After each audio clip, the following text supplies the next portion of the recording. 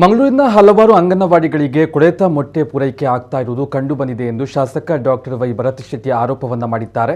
ಈ ಬಗ್ಗೆ ಮಾಧ್ಯಮದವರ ಜೊತೆ ಮಾತನಾಡಿದ ಅವರು, ಗರ್ಭಿಣಿಯರಿಗೆ ವಿತರಿಸಲಾಗುವ ಮೊಟ್ಟೆಗಳು ಅಂಗನವಾಡಿಗಳಿಗೆ ಪೂರೈಕೆಯಾಗಿದ್ದು ಹಾಳಾದ ಸ್ಥಿತಿಯಲ್ಲಿ ದೊರೆತಿವೆ.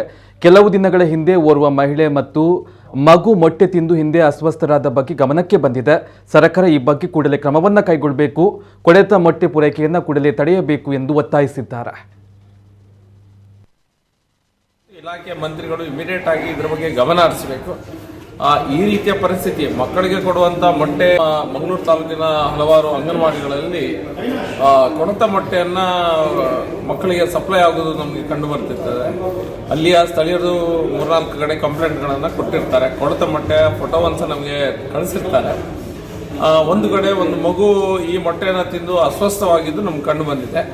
ಹಾಗಾಗಿ ಇಲಾಖೆಯ ಅಧಿಕಾರಿಗಳು ಮತ್ತು ಇಲಾಖೆಯ ಮಂತ್ರಿಗಳು ಇಮಿಡಿಯೇಟ್ ಆಗಿ ಇದರ ಬಗ್ಗೆ ಗಮನ ಹರಿಸಬೇಕು. ಈ ರೀತಿಯ ಪರಿಸ್ಥಿತಿ ಮಕ್ಕಳಿಗೆ ಕೊಡುವಂಥ ಕೊಳೆತ ಮೊಟ್ಟೆ ಕೊಡುವುದು ಇಡೀ ಕರ್ನಾಟಕ ರಾಜ್ಯದಲ್ಲಿ ಆಗೋದು ಸಹ ನಾವು ಕಂಡಿದ್ದೇವೆ. ಈಗ ನಮ್ಮ ಕ್ಷೇತ್ರದಲ್ಲಿ ಆಗ್ತಾ ಉಂಟು. ಇಮಿಡಿಯೇಟ್ ಆಗಿ ಯಾರು ಅದಕ್ಕೆ ಹೊಣೆಗಾರಿಕೆಯನ್ನು ಹೊರಬೇಕೋ ಅವರನ್ನು ಇಮಿಡಿಯೇಟ್ ಆಗಿ ಅವರ ಮೇಲೆ ಆ್ಯಕ್ಷನ್ ತೆಗೆಯುವಂಥ ಕೆಲಸವನ್ನು ಅಧಿಕಾರಿಗಳು ಇಮಿಡಿಯೇಟ್ ಆಗಿ ಮಾಡಬೇಕಾಗಿದೆ. ಮತ್ತು ಕಾಂಟ್ರಾಕ್ಟರ್ ಸಹ ಅಧಿಕಾರಿಗಳ ಅಥವಾ ಮಿನಿಸ್ಟ್ರಿ ಆಫೀಸಿಂದ ಏನೊಂದು ಈ ವ್ಯವಸ್ಥೆಯನ್ನು ಸರಿ ಮಾಡುವಂಥ ಕೆಲಸವನ್ನು ಇಮಿಡಿಯೇಟ್ ಆಗಿ ಮಾಡಲಿ. ಇಲ್ಲಂದರೆ ಕೊಳೆತ ಮೊಟ್ಟೆ ಕೊಡುವುದಂತೂ ಖಂಡಿತ ಬೇಡ. ಕೊಳೆತ ಮೊಟ್ಟೆ ಕೊಡುವಂಥ ಒಂದು ವ್ಯವಸ್ಥೆ ಏನಿದೆ ಅದನ್ನು ಇಮಿಡಿಯೇಟ್ ನಿಲ್ಲಿಸಿ ಒಳ್ಳೆ ರೀತಿಯ ಆಹಾರವನ್ನು ಕೊಡುವಂಥ ಮೊಟ್ಟೆಗಳನ್ನು ಕೊಡುವಂಥ ಕೆಲಸ ಸರ್ಕಾರ ಮಾಡಬೇಕು ಅನ್ನುವಂಥ ಒಂದು ಕೋರಿಕೆನ ನಾವು ಮುಂದೆ ಇಡ್ತೇವೆ.